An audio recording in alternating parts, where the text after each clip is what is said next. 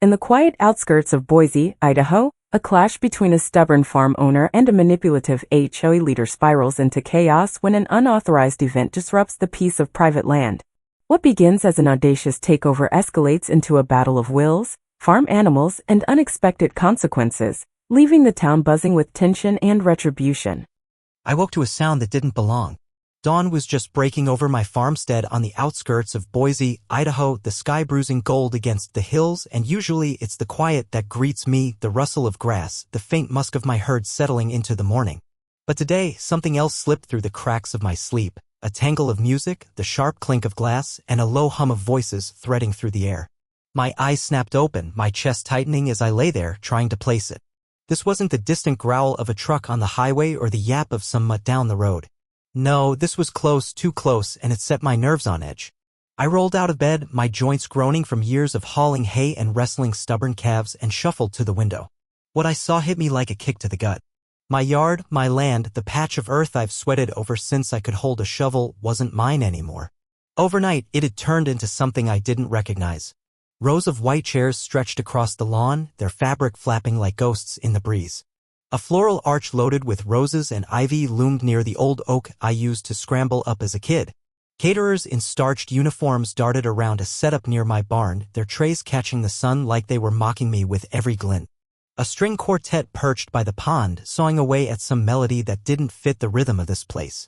And there, smack in the middle of it all, stood Marlene Voss, her auburn hair glowing like a damn signal fire as she moved through the mess like she owned it.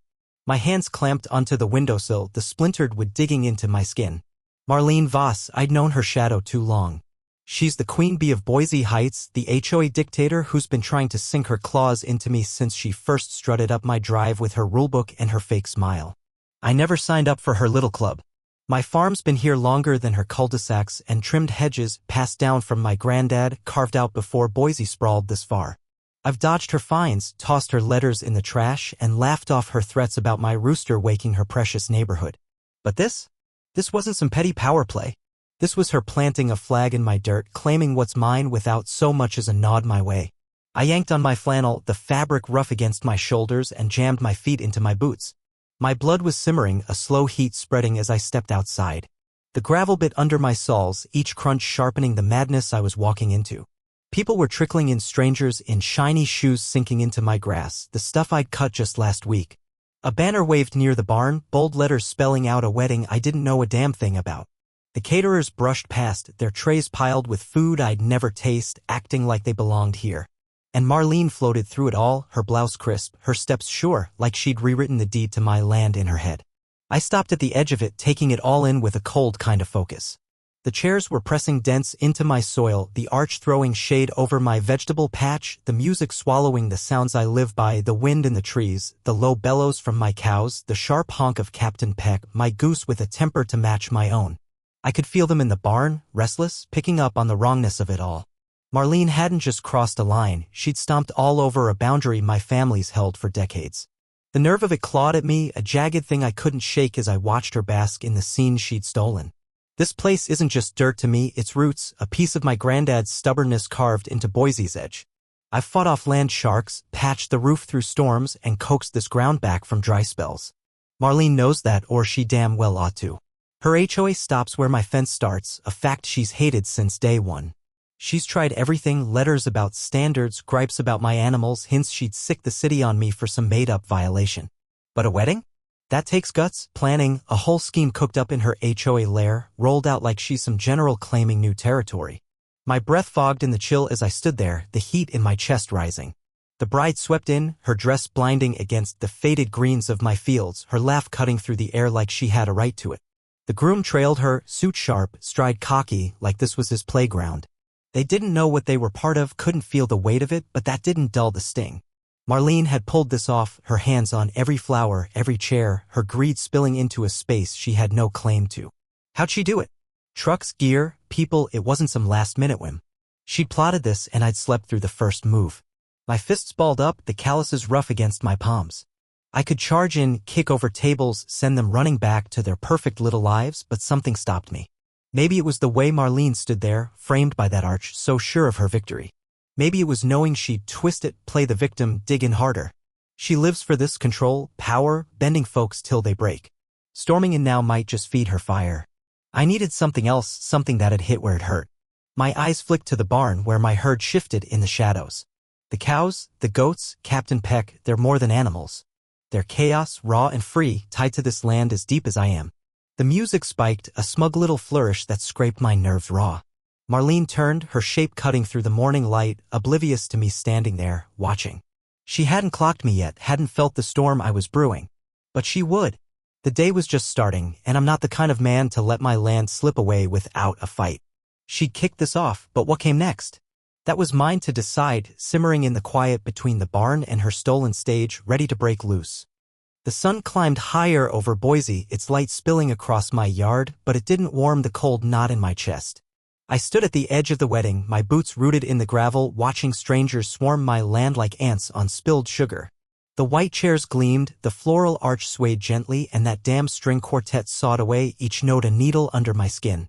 Marlene Voss moved through the crowd, her auburn hair catching the sun as she gestured with her clipboard, a queen holding court on a throne she'd stolen. My throne, my farm, my dirt, the one thing in the sprawling city I could still call mine. The sight of her, so smug, so sure, lit a fire in me that burned hotter than the morning heat, but I held it back, letting it smolder as I took in the full weight of her betrayal. I'd known Marlene was trouble from the first day she showed up, years back, with her HOA welcome packet and her eyes sharp enough to cut glass. She'd stood on my porch, all smiles and promises, talking about community like it was something I owed her. I'd sent her packing, told her my land wasn't part of her Boise Heights empire, and I thought that'd be the end of it. But Marlene doesn't let go. She's a burr, clinging to anything she can't control, and I've been her favorite target ever since. Letters about my fence, complaints about my cows, whispers to the neighbors that I'm some kind of recluse dragging down their property values. I've laughed it off, mostly because what's she going to do? Find me? I'm not in her club. But this wedding, this circus she spun out of nothing, wasn't just a jab. It was a blade, sunk deep into the heart of everything I've fought to keep. My eyes tracked her as she weaved between guests, her steps light, her posture screaming victory. She hadn't seen me yet, hadn't felt the weight of my stare from the shadows of my own property. That ignorance fueled me, gave me space to think, to let the anger sharpen into something useful. I could feel my herd in the barn behind me, their restlessness mirroring my own. The cows shifted, hooves scraping wood, the goats bleated faintly, Captain Peck, that ornery goose, let out a muffled honk that carried a warning all its own. They knew something was wrong, same as I did. This land's got a pulse, a rhythm we all share, and Marlene's invasion was a discord ripping through it.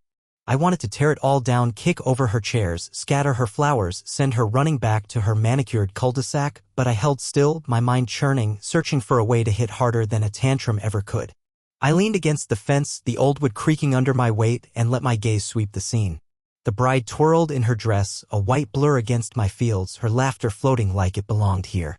The groom adjusted his tie, his smirk saying he thought this was all his for the taking.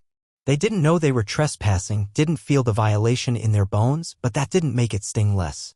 Marlene had fed them a lie, sold them my land like it was hers to give, and they'd eaten it up without a second thought. I wondered what she'd told them, some story about a community venue, probably dressed up with her usual talk of prestige and togetherness. She's good at that, spinning webs until people forget to ask questions. But how'd she pull it off? The trucks, the tents, the people, it took time, money, a plan hatched in secret while I slept, oblivious, in my own house. My fingers tightened around a splintered rail, the pain grounding me as memories of her past stunts flickered through my head. There was the time she'd sent a city inspector over, claiming my barn was a hazard because it hadn't been painted in a decade. Never mind that it stood longer than her HOA. Or the petition she'd circulated, trying to get my rooster banned for noise pollution. I found that one funny, mostly because half the signatures were from folks who'd never set foot near my place. But each move was a test, a prod to see how far she could push before I pushed back. I'd always held my ground, kept my distance, let her tire herself out. This was different. She'd crossed a line I didn't know I'd drawn until I saw her standing there, her clipboard a mockery of everything I've poured into this land. I shifted my weight, the gravel crunching under my boots, and felt the farm settle around me like it was waiting for my next move. This place isn't just dirt and grass, it's my granddad's hands planting the first seeds, my dad's sweat fixing the fences, my years keeping it alive when developers came sniffing. Boise's changed, grown loud and crowded, but this farm's held fast, a stubborn piece of the past that Marlene can't stand. She wants it tamed, wants me tamed, folded into her neat little world of rules and fees. I've never given her the satisfaction, and maybe that's why she's gone this far, why she's turned my yard into her stage. It's not just about a wedding, it's about power, about proving she can take what's mine and make it hers. My breath came slower now, the initial shock hardening into something else, resolve, maybe, or the kind of clarity that comes when you know a fight's coming. I could see it in my head, storming in, ripping down her banner, watching her face twist as her perfect day crumbled. It'd feel good for a moment, but Marlene's slippery. She'd spin it, cry foul, turn me into the bad guy for her audience of strangers. No, I needed something bigger, something that'd shake her to her core without giving her a martyr's crown. My eyes drifted to the barn again, where the shadows moved, restless and alive. My herd, cows heavy enough to topple tables, goats quick enough to outrun her caterers, Captain Peck with his knack for picking fights. They weren't just animals. They were a force, tied to this land as deep as I was, and they were itching to break free. I straightened, the fence groaning as I pushed off it and let my gaze settle on Marlene one last time. She was laughing now, her head tilted back, her clipboard tucked under her arm like a trophy. She thought she'd won, thought she'd cracked me open without firing a shot. But she didn't know me, not really. I've weathered worse than her, storms that tore roofs off, winters that starved half my herd, years when the bank came knocking. I'm still here, and so's this farm, and no HOA queen's going to change that. The music swelled, a smug little trill that made my jaw clench, but I didn't move. Not yet. The plan was forming, rough and wild, taking shape in the quiet spaces of my mind. It was risky, maybe even reckless, but it felt right, like the land itself was whispering it to me. I took a step back, blending into the shadow of the barn, my pulse steady now. Marlene hadn't seen me, hadn't felt the shift in the air, but she would. The wedding was her opening move, her big play to put me in my place. She'd miscalculated, though, underestimated what this land means, what I'm willing to do to keep it mine. The day was young, the fight just beginning, and whatever came next was going to be on my terms, born from the dirt and the herd and the stubborn streak that's kept me here all these years. I could almost hear Captain Peck's honk, sharp and eager, waiting for the signal to let loose. The sun hung high over Boise now, its glare cutting through the haze, turning my yard into a stage I didn't recognize. I stood in the barn's shadow, my pulse thudding steady as a drum, watching Marlene Voss orchestrate her stolen triumph. The wedding had hit its stride. Guests in their pressed suits and frilly dresses milled around, sipping champagne like they owned the place, their laughter grating against the quiet I'd built here. The bride spun in her white gown, a blur against my fields, while the groom posed for photos near the floral arch, his grin wide and oblivious. Marlene flitted through it all, her clipboard a scepter, her auburn hair catching the light as she nodded to caterers and waved at newcomers. She thought she'd won, thought she'd buried me under her flowers and her rules, but the heat in my chest wasn't surrender. It was a spark, growing, ready to catch fire. I'd been chewing on it all morning, letting the anger simmer while I weighed my options. Storming in, tearing down her setup, kicking her off my land. It'd be satisfying, sure, but Marlene's a snake. She'd twist it, play the victim, rally her HOA cronies to paint me as the madman ruining some poor couple's day. I needed something she couldn't spin, something that'd hit her where she lived, right in that smug, perfect control she clung to. My eyes kept drifting to the barn, where my herd waited, their restless shifting a low rumble under the wedding's noise. The cows, heavy and unyielding. The goats, quick and wild. Captain Peck, that goose with a grudge. They weren't just animals. They were mine, part of this land's heartbeat, and they were as fed up with this intrusion as I was. The idea had rooted itself deep, reckless and raw, and now it was clawing to get out. I slipped my phone from my pocket, my thumb hovering over the screen as I watched the scene peak. The quartet struck a high note, the caterers rolled out a towering cake, and Marlene stood near the arch, her posture screaming victory. That was it. The moment her guard was down, her kingdom at its shiniest. I tapped the call, my farmhand's number flashing up, and kept my voice low, steady, like I was asking him to fix a fence. I told him to open the back gate, to let them all out, every last one, and hung up before he could ask why. The barn was a good distance off, tucked behind a rise, out of sight from her precious setup. She wouldn't see it coming, wouldn't hear the creak of the gate or the first thud of hooves until it was too late. I shoved the phone back in my pocket and leaned against the barn wall, my breath slow, waiting for the storm I'd set loose. It started quiet. A deep moo rolling across the yard, soft at first, like thunder still miles off. Then the ground shivered, a tremor I felt through my boots, and the herd came over the rise like a wave breaking free. The cows led, their bulk surging forward, some chewing hay like they were just out for a stroll, others picking up speed, their hooves kicking up clods of my dirt. The goats darted between them, little bolts of chaos with eyes glinting mischief. And there, at the edge, was Captain Peck, his white feathers puffed, his waddle turning to a charge as he sized up the crowd. I crossed my arms, a flicker of something, satisfaction, maybe, curling in my gut as the first shouts broke the air. The wedding shattered like glass under a hammer. The cows hit the chairs first, their weight snapping legs and flipping seats into a tangle of white fabric and splintered wood. Guests scattered, their champagne flutes dropping to the grass, their polished shoes slipping in the mud my herd churned up. The bride froze, her dress a beacon as a cow lumbered past, brushing her with its flank and sending her stumbling. The groom lunged to catch her, his suit streaked with dirt, his smirk gone as a goat leaped onto the cake table, hooves smashing through layers of frosting. The caterers dropped their trays, metal clanging as they backed toward the barn, their crisp uniforms no match for the chaos I'd unleashed. And Captain Peck. He went straight for the quartet, wings flapping, beak snapping, sending the violinist scrambling over a chair while the cello toppled into the pond with a splash. I stayed put, the barn's shadow cool against my back, watching it unfold like a wildfire I'd lit and couldn't look away from. Marlene's face was the prize, her head whipping around, her clipboard slipping as the herd tore through her masterpiece. The smugness drained fast, replaced by a flicker of confusion, then shock, then something rawer, something I'd waited years to see. The cows didn't stop. One plowed into the floral arch, dragging it down in a mess of petals and vines. Another nosed the buffet, scattering shrimp and bread rolls across the lawn. The goats were everywhere, climbing chairs, nibbling dresses, one even scrambling onto the groom's abandoned jacket like it was a prize. Captain Peck took on a cluster of guests near the pond, his honks sharp and relentless, driving them back as they waved napkins like white flags. My land roared back to life, the wedding's polish peeling away under hooves and horns. The bride's veil caught on a goat's teeth, tearing free as she shrieked. The groom tripped over a chair, landing hard in the grass I'd mowed for me, not them. Guests fled toward their cars, some climbing the fence, others just running blind, their fancy clothes streaked with my soil. Marlene stood in the wreckage, her blouse stained with frosting some cow had flung, her hair fraying as she spun, trying to hold on to what she'd built.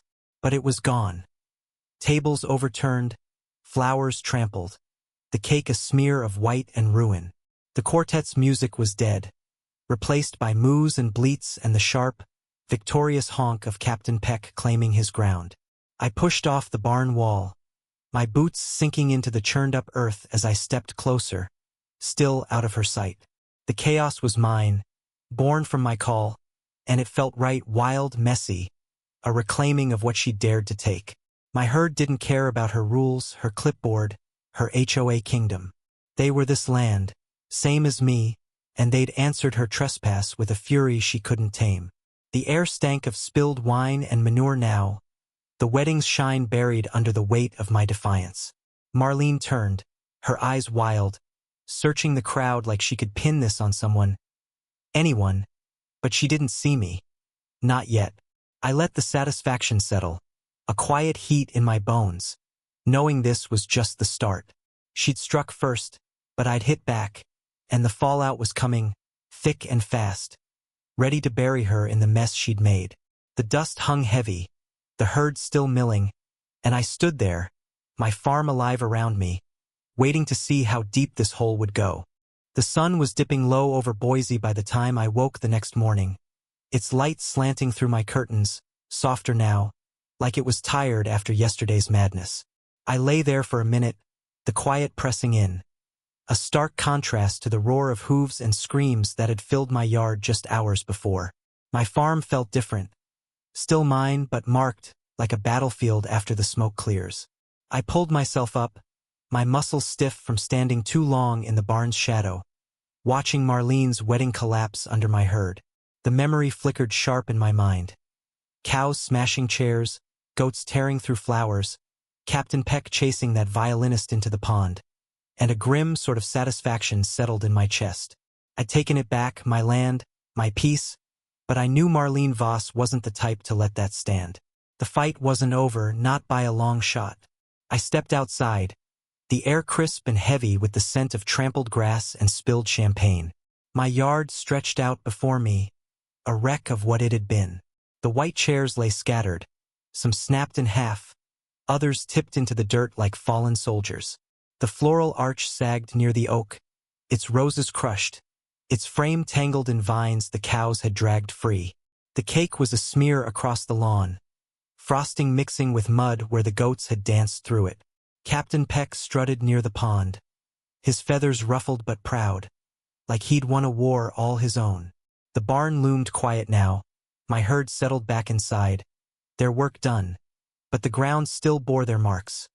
Hoofprints churned earth, a chaos that felt more honest than Marlene's polished setup ever had.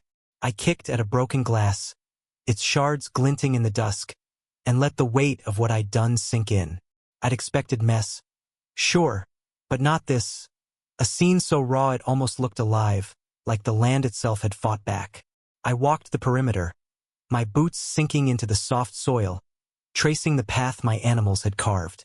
The fence near the driveway was scratched where guests had climbed it, fleeing in their torn dresses and muddy suits.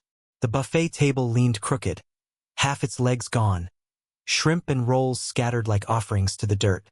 The banner, some stranger's wedding announcement, hung limp from the barn, ripped down one side where a cow had snagged it.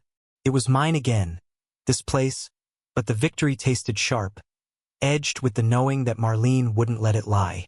She'd built her kingdom on control, and I'd just kicked it over. She'd come for me one way or another, and I could feel it brewing, a storm on the horizon I couldn't quite see. I headed back toward the house, the crunch of gravel under my feet a steady rhythm as my mind turned it over. Boise Heights wasn't big, but it buzzed. Word would have spread by now, whispers of the wedding gone wrong, the farmer who'd loosed his herd on a bride's big day. I could picture Marlene in her pristine little house, pacing, her sharp eyes narrowing as she spun a story to save herself.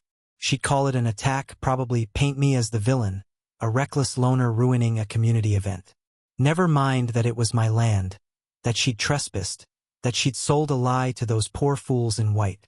She's good at that, twisting truth until it bends her way, and she's got the HOA behind her, a pack of loyalists who'd nod along if she said the sky was green. I'd seen it before, neighbors fined into submission, rules bent to suit her whims.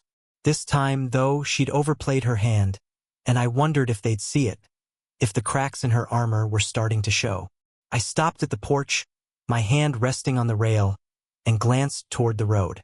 A car slowed as it passed, its driver craning to gawk at the wreckage, a taste of the curiosity that had spread through Boise by morning.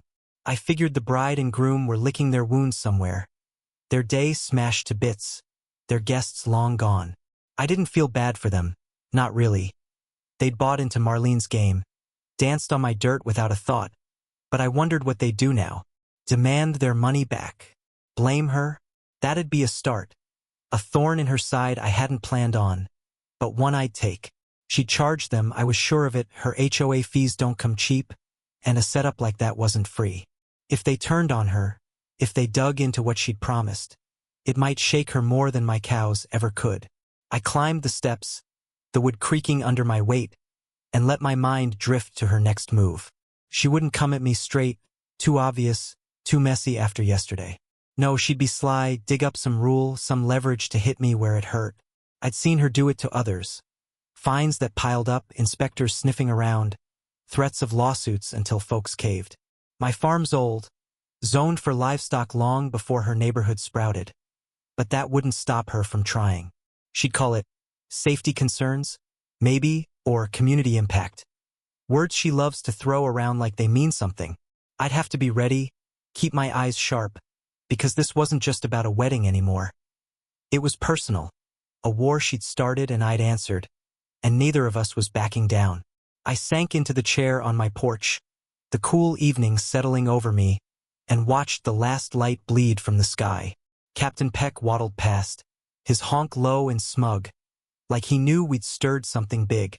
The quiet was back, but it felt fragile, stretched thin over the chaos we'd made.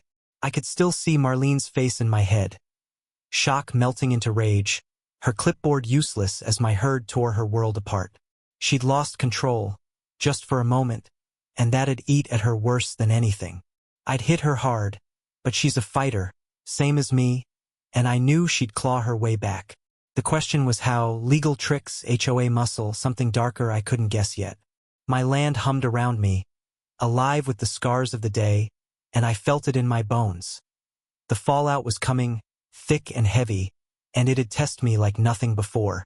I leaned back, the chair groaning, and let my eyes drift to the barn. The herd was calm now, but ready. I could feel it, same as I felt the weight of what I'd started.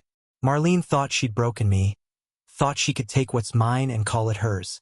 She was wrong, and yesterday proved it. But the real fight was still ahead, lurking in the shadows of Boise Heights, waiting to see who'd blink first. The morning after the wedding mess broke quiet over my Boise farm, the kind of quiet that feels like a held breath. I'd slept hard, the weight of yesterday's chaos dragging me under, but I woke with my senses sharp, like the land itself was nudging me to stay alert.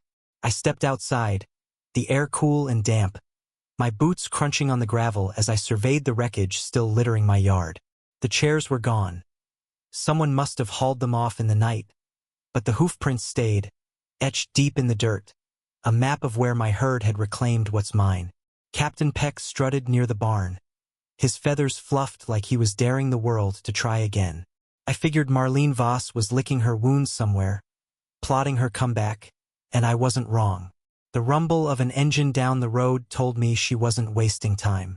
I squinted as a city truck rolled up, its tires kicking dust along my fence line. Two men climbed out, buttoned-up shirts and clipboards marking them as officials, their faces set in that blank, businesslike way that says trouble's brewing. Behind them, stepping out of her sleek sedan, was Marlene, her auburn hair pulled tight, her blouse crisp despite the humiliation I'd watched her swallow. She clutched a thick folder, her knuckles white, and her eyes swept my land like she was tallying every blade of grass she could use against me. My gut twisted, not from fear, but from the certainty of what this was. Her counterstrike, sly and official, wrapped in rules I'd never signed up for. I adjusted my hat, my boots planted firm, and waited as they approached, the air between us crackling with the fight she wouldn't let die. I'd seen this play before, just not aimed at me. Marlene's got a knack for bending the system, calling in favors, digging up obscure codes, turning paperwork into a weapon. She'd done it to old man Harris down the road, fining him over a shed until he sold out, and to the Wilsons, hounding them with violations till they joined her HOA just to breathe. My farm's different, older, zoned for livestock before Boise Heights even existed, but that wouldn't stop her from trying. I figured she'd spent the night spinning her story, twisting the wedding fiasco into something she could pin on me. Safety concerns, maybe, or disruption of community standards. Words she'd wield like a club. The men stopped a few feet off, one nodding curtly while the other scribbled something, and Marlene hovered behind, her presence a shadow I couldn't shake. I kept my face still, my hands loose at my sides, but my mind raced. They were here to inspect, that much was clear, check my barn, my fences, anything she could claim was out of line. I watched them start their walk, their boots scuffing my dirt as they poked at the barn's weathered boards, measured the troughs, eyed the herd lounging inside. Marlene trailed them, pointing now and then, her folder flapping open to pages I couldn't read but could guess at. Complaints, probably, cooked up with her HOA loyalists after I turned her wedding into a barnyard brawl. My cows chewed hay, unbothered, while the goats peeked out, their eyes glinting like they were in on it. Captain Peck waddled closer, his honk low and warning, and I almost smirked, imagining him charging her again. But I held it in, kept my stance easy, letting them think I didn't care. I knew my place was solid. Granddad had fought for that zoning, papers filed deep in Boise's records, and I'd kept it clean, legal, every permit squared away. Still, Marlene's desperation hung thick in the air, her need to hit back driving her to drag these men out here on a hunch. I could see it in the way she paced, her steps sharp, her eyes darting like she was waiting for them to find gold. The inspectors moved slow, methodical, their clipboards filling with notes I didn't worry about. They checked the barn's roof, the fence posts, even the water lines, nothing fancy, just the bones of a working farm. I leaned against the porch rail, the wood cool under my palms, and watched her confidence twitch, a crack forming as the minutes stretched and they didn't call out some big violation. I let my mind drift to what she must have told them. Tales of wild animals, maybe, or a menace to the neighborhood, pinning yesterday on me like I'd planned it to spite her. She didn't know I'd just reacted, that her trespass had lit the fuse. Or maybe she did, and that's why she was here, pushing harder, trying to bury me under her rules before I could strike again. The inspectors circled back, their faces blank, and I caught the flicker of doubt in Marlene's stance. Her shoulders stiffening, her folder clutched tighter. They stopped near the truck, flipping pages, murmuring low, and I stayed put, my breath steady, waiting for the verdict. My land hummed around me, alive with the herd's quiet strength, and I felt it in my bones. She'd misjudged me again, thought she could scare me with suits and clipboards. They packed up, one giving me a nod short, final, like they were done, and I knew before they said it. Nothing wrong, no violations, just a farm doing what farms do. Marlene's face tightened, her lips a thin line, and I saw the rage flare behind her eyes, bright and brittle. She'd gambled and lost, dragged the city out here for nothing, and that failure stung her worse than my cows ever could. The truck rumbled off, dust trailing in its wake, and she stood there, alone now, her sedan idling like a retreat she didn't want to take. I didn't move, didn't gloat, just watched, letting her feel the weight of it. She'd come for me, and I'd held my ground, same as always, but the fire in her glare said this wasn't the end. I turned back to the house, the porch steps creaking under my boots, and let the quiet settle again. Captain Peck honked once, sharp and smug, like he'd known all along. But my mind didn't rest. Marlene's loss here was just fuel, a spark to something nastier. I could feel it brewing in Boise Heights, whispers turning to plans, her HOA cracking under the pressure of her mistakes. She'd overreached with the wedding, stumbled with this inspection, and now her grip was slipping. I'd seen it in the neighbors' eyes yesterday, the ones who'd fled my herd, shock, sure, but something else too. A question about her they hadn't asked before. She'd fight to keep that power, claw her way back, and I'd be ready when she did. I sank into my chair, the evening cool wrapping around me, and stared out at the land I'd defended. The inspection was a dodge, a jab that didn't land, but the real blow was coming, wilder, meaner, born from her desperation. My herd shifted in the barn, a low rumble of life, and I knew we weren't done. Marlene thought she could break me, bend me to her will. She was wrong, and the cracks in her world were spreading, ready to swallow her whole if I played it right. Dusk settled over Boise like a heavy blanket, the sky bruising purple as I sat on my porch, the old chair creaking under me. The farm stretched out quiet, the air thick with the scent of hay and cooling earth, a peace I'd fought for these past few days. My yard still bore the scars, hoof prints, trampled patches where Marlene's wedding had crumbled, but it felt mine again, reclaimed from her grasp. I'd spent the day cleaning up, hauling broken chairs to the burn pile, raking the mess my herd had left, and now I let the stillness sink in, my hands resting loose on my knees. Captain Peck waddled past, his honk low and satisfied, like he knew we'd won something big. But I wasn't fool enough to think it was over. Marlene Voss doesn't break easy, and after her inspection flop, I figured she'd be clawing for a last stand. The buzz from Boise Heights told me I was right. I'd heard it through the grapevine, neighbors talking at the feed store, a text from a guy who'd seen the chaos that the HOA was cracking. Marlene's wedding stunt had lit a fuse, and my herd had blown it wide open. Word was they'd called an emergency meeting tonight, her loyalists scrambling to patch the holes I'd punched in her empire. I debated staying put, letting them sort their mess without me. I'm not one of them, never have been, but the pull was too strong. I wanted to see it, to watch her squirm under the weight of what she'd done. So I dusted off my jeans, grabbed my hat, and headed for their clubhouse, the night air cool against my skin as I walked the half-mile, my boots kicking up dust along the road. The closer I got, the more I felt it, a tension thick enough to choke on, a reckoning brewing in the shadows of her perfect little world. I slipped in through the back, leaning against the doorway, my arms crossed as the room came into focus. The HOA board sat in their usual rows, but the polish was gone, no polite nods, no fake smiles, just a hum of anger simmering under the fluorescent lights. Marlene perched at the front, her auburn hair tight in a bun, her blouse pressed, but her hands gripping the table like it was all she had left. I stayed in the shadows, my hat low, letting the scene unfold. They were on her from the start, accusations flying like arrows, sharp and aimed to wound. Someone called out the wedding, how she'd lied about my land, sold it to strangers for cash that didn't belong to her. Another brought up the money, thousands funneled through her treasury, now demanded back by a bride's family ready to sue. I watched her shoulders stiffen, her fingers dig deeper, and knew she was cornered, a fox in a trap she'd set herself. I kept still, my breath slow, taking it all in. This wasn't just about me anymore, it was bigger, a rebellion against years of her rules, her fines, her iron grip on Boise Heights. I'd seen her work folks over, neighbors bullied into compliance, petty power plays dressed up as community good, but I'd stayed clear, my farm a wall she couldn't climb. The wedding was her breaking point, her reach too far, and my hurt had turned it back on her. Now her own people were peeling away, their voices rising, their hands waving papers, proof, maybe, of her scams. I caught the shift in their eyes, doubt, then anger, then something colder, a decision forming as they closed in. Marlene tried to hold her ground, her posture rigid, but I could see the cracks, her control slipping, her kingdom fraying at the edges.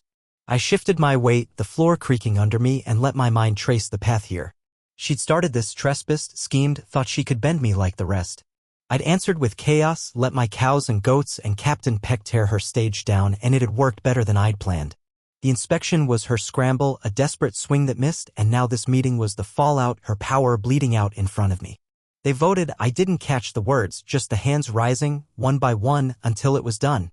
Her chair scraped back, her steps fast and sharp as she stormed out, the door slamming behind her like a gunshot. I stayed put, letting the room exhale, the weight lifting as they realized she was gone, stripped of her title, her reign over Boise Heights shattered in a night. I walked back under the stars, the cool biting at my skin, my farm coming into view like a beacon. The victory was sweet, but it didn't sit easy. Marlene's glare as she'd left, venomous and alive, stuck with me. She'd lost, sure, but she's a fighter, same as me, and I knew she'd nurse that hate, let it fester into something new. I sank into my chair again, the quiet wrapping around me, and let my eyes drift to the barn. The herd was settled, their strength a comfort, but the horizon felt restless, like it was holding its breath for her next move. I figured I'd won the war, at least this round, but peace with Marlene Vos isn't a thing that lasts. I was half lost in that thought when a shadow moved at my gate, small, hesitant, not her. I straightened, my pulse kicking up, and watched the bride step forward, her white dress swapped for jeans, her face sheepish under the moonlight. She carried an envelope, her steps slow as she approached, and I felt the shift, something softer cutting through the edge of the day. She stopped short, her hands fidgeting, and I knew it was amends, a piece of the mess she hadn't meant to make. I took the envelope, my fingers brushing the paper, and found a check inside, money for the damage, a quiet apology in numbers.